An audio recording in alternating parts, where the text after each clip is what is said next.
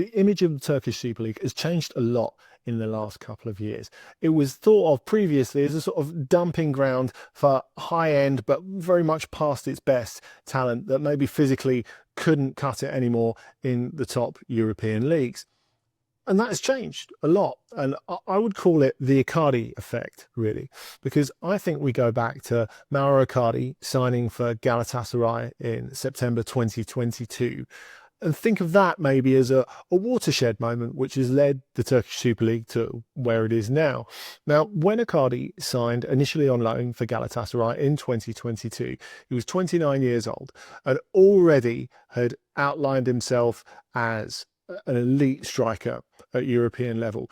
3 20-goal plus seasons at Inter, where he was the captain, and a 20-goal plus season at Paris Saint-Germain as well, where he was very successful too, though maybe not quite to the same level.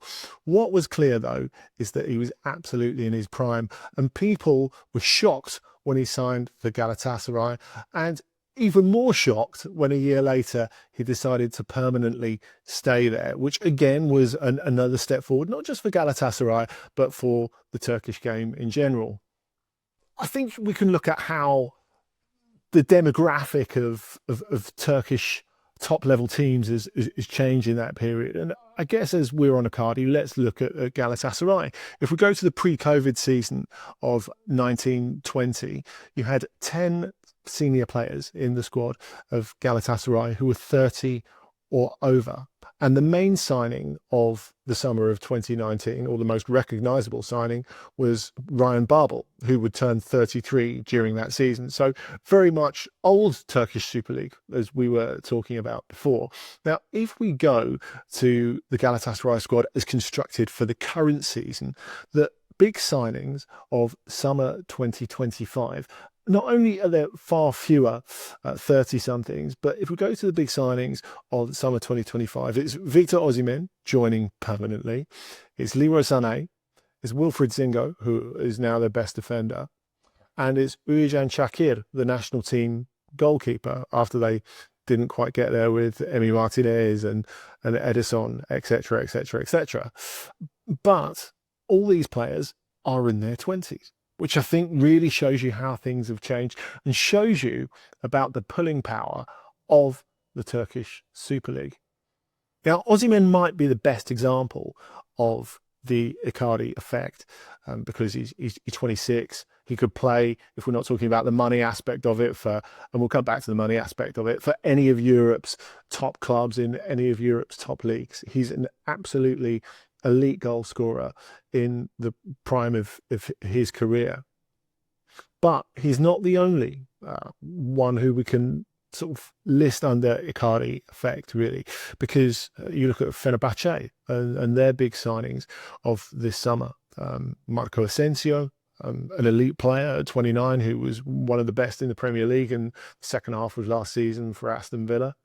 You look at John Duran, who a load of top Premier clubs would have wanted, and when he came over on loan to Şükrü Saracoğlu from Al Nassr, they're paying his full Al Nassr wages, Fenerbahce, so they're very, very well funded, and clearly money's a big aspect of this that we're going to come back to as well. And Edison, even if he's in his 30s, there's no doubt that he's still an absolutely elite goalkeeper with plenty of years to go.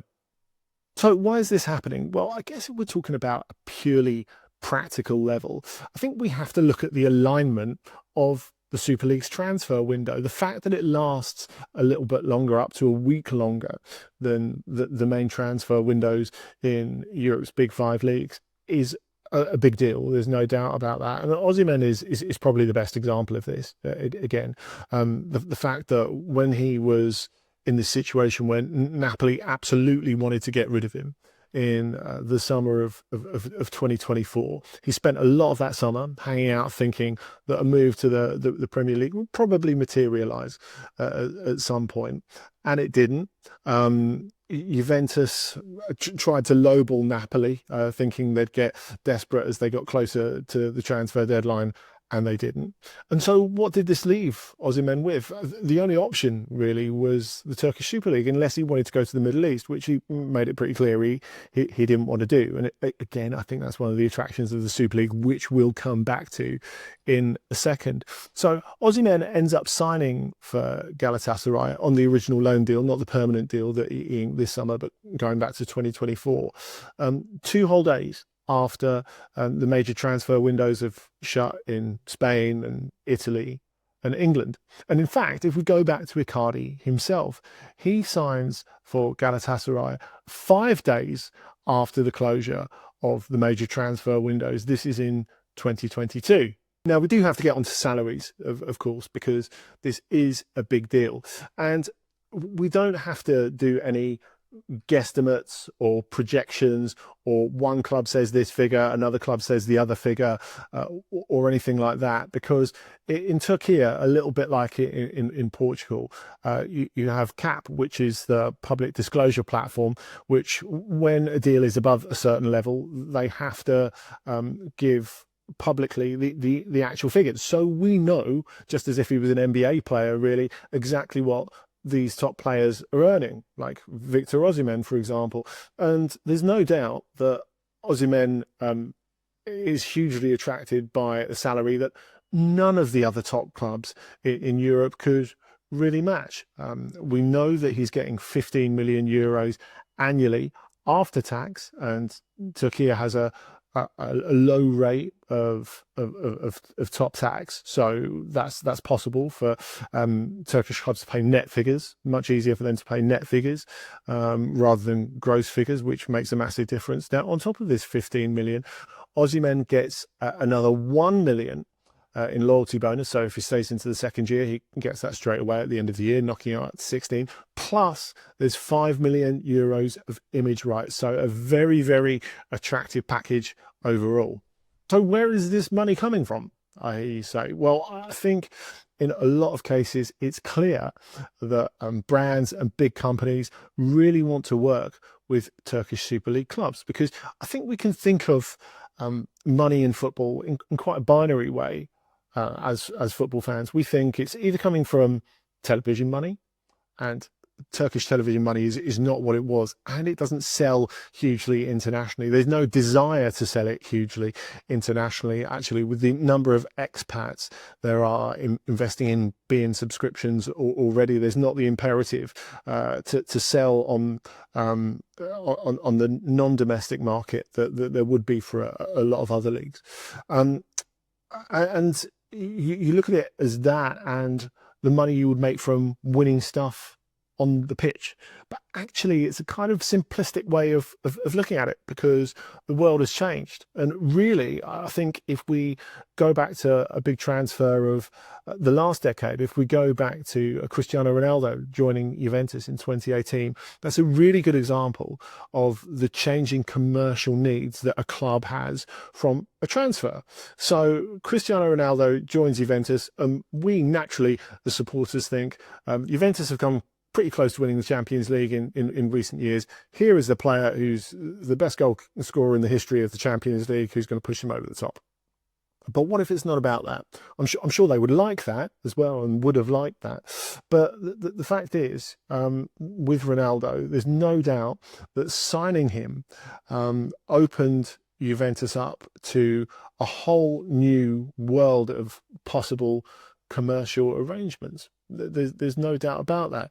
Now, if we look at what Juventus were able to do immediately after he joined Juventus, Football Benchmark told us at the time that Juventus gained more than 400,000 Twitter followers in the month leading up and straight after the signing of Ronaldo to Juventus.